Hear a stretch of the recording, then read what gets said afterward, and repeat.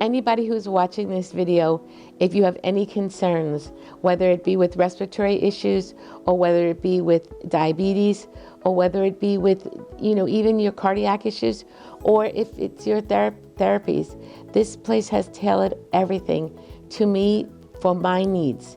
I didn't want to spend my life on oxygen, and they helped me, even learning how to breathe properly so that I didn't have to have oxygen.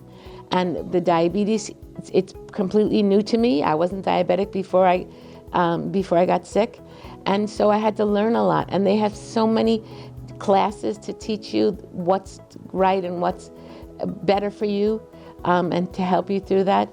And I will tell you that the physical therapy and the occupational therapy is second to none.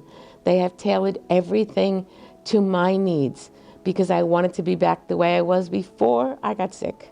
So they were just wonderful. Sorry, I can't help but cry because it is beautiful what they have done. And in less than 6 weeks, I'm back to myself. So anybody who thinks that there's no end in sight, believe that there is, and they will work with you to get to where you need to be.